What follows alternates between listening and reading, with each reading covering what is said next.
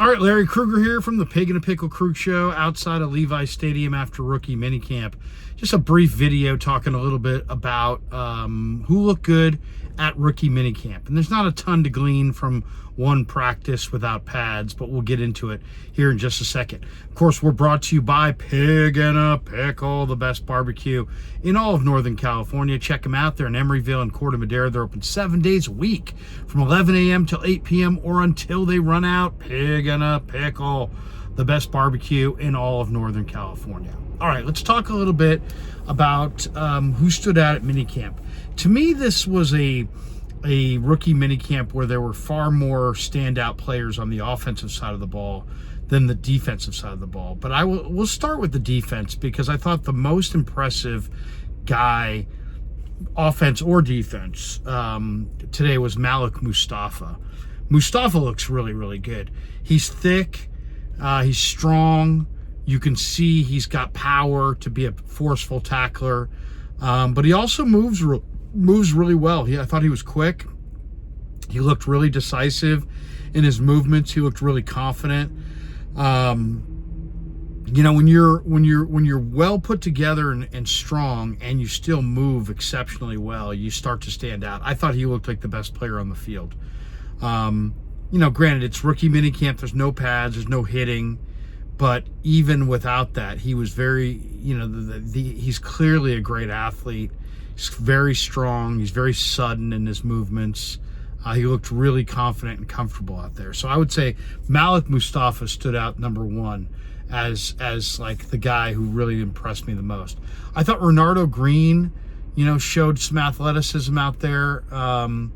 You know, I mean, you know, there's no penalties and there's no flags and there's no officials. But I thought, you know, he was bouncing around. He had good energy. Tatum Bethune, talked to him after practice. Another guy, you know, Johnny Holland really likes him. They got a lot of athletes there at linebacker. Without Greenlaw, they're all going to get a chance to compete for that starting spot this summer. And I thought Bethune looked pretty athletic moving around out there. Evan Anderson, the gigantic defensive lineman from Florida Atlantic, to me still looked a little slow. I don't know if he's going to make the team, considering they gave him $380,000. A lot of people think that he's a lock to make at least the practice squad, but I don't know if he's got requisite NFL speed. Now, one guy that did open my eyes today was Shaquille Brown. And Brown's interesting because Brown is a guy that came out in the draft a year ago, went to Tennessee, had an injury, you know, didn't get through the year, and now is in the Niners camp. But when he had a great workout coming out of Troy State, and he's a great athlete at 300 pounds. I mean, 300-pound defensive tackle, but he ran exceptionally well. His split was really, really good, like highest percentile. He still had 30 reps on the bench, so very, very strong. So, you know, this is a kid who played basketball until 11th grade. So he's really raw, and he's kind of, you know, a little bit behind everybody else because he didn't play a lot of football growing up. But the athletic traits are there, and you could really see Shaquille Brown was impressive. He's impressive at 300 pounds that he can move that well and still be that strong. So to me, he kind of stood out. Now, let's go to the offensive side of the ball. Tanner Mordecai was out there. He wore number 4. You know, I thought he threw the ball well. Now, he didn't necessarily have tremendous arc on the deep ball. The further the ball gets down the field, the more flat his passes get. But as far as mobility, understanding, comfort, calmness, he looked like in total command out there at minicamp, which is something that not all quarterbacks, you know, have that. And I thought the other rookie quarterback they had out there didn't look like he was nearly in command. So Mordecai to me looked like a veteran and played like a veteran, and he did zip a couple passes in there, and I didn't see him overthrow anybody. So I kind of liked what I saw out of Tanner Mordecai. Ricky Pearsall was out there, and you know, Pearsall is good size, great change of direction, and really good ball skills. It's all going to be about strength, toughness, and separation. Can he get separation from NFL caliber receiver corners? Can he show that play strength to get off the line, to beat the jam? That's the question there. Cody Schrader didn't have any big runs, but I thought he looked good. Just the way he cut and how decisive he moved out there. Isaac Guerendo looks great. I mean, you can see why he's such a top-tier athlete. The size, the speed, the way he's put together. He definitely looks like the kind of guy who, you could picture, being a blazer. Now, I don't know that he's as quick as he is straight line fast, but I thought he looked pretty good today. Dominic Pooney, I thought looked really good. He was flying around. He was making plays.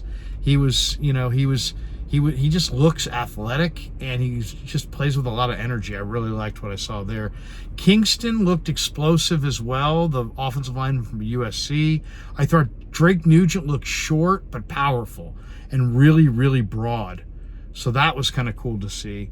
Jacob Cowing, we talked to him after practice. I mean, there's nothing not to like. I mean, he's quick, really quick, in and out of his routes. And some of the drills that they did where, you're running in a square, I mean, the cutting, he just makes it look so easy.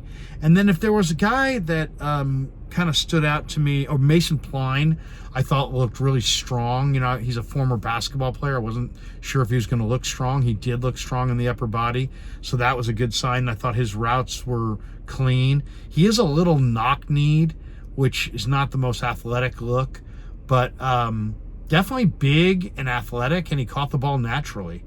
And he looked pretty strong. I mean, he definitely didn't look like a basketball player. And then the guy who kind of stood out the most to me was Timothy Patrick, who was a wide receiver from Southern Utah who had like a major injury in college where he had a compound fracture of his leg, but he ran 4.47 at his pro day. And I think he came out a year ago. But he looked really quick, really explosive, really electric. His quickness stood out. And he's a decent-sized receiver, and the 4.47 is a really good 40 time. So that's what stood out. Nothing earth-shattering. There wasn't anything that was like, wow, man, you should have seen this. I would say overall, Pooney looked like one of the better guys out there. Mustapha looked like maybe the best guy on defense. Pooney maybe looked like the best guy on offense. And that's not a surprise because Pooney was a third-round pick and Mustapha was a fourth-round pick. Guerendo and Cowing, though, definitely look explosive. I'll say this. Guerendo, I thought, was going to look a little stiffer and not quite as explosive as that 40 time. I'm not saying he plays to that 40 time, but he's definitely an athlete. He's a big, athletic guy who looks like he can run away from a defense. So that's kind of exciting because he moved around. I wasn't really sure how he was going to move around in a practice like this without pads. But no, he looks super athletic, and you can kind of see where this guy's a high-level athlete. So overall, thanks to Pig in a Pickle for being the title sponsor of the Krug Show.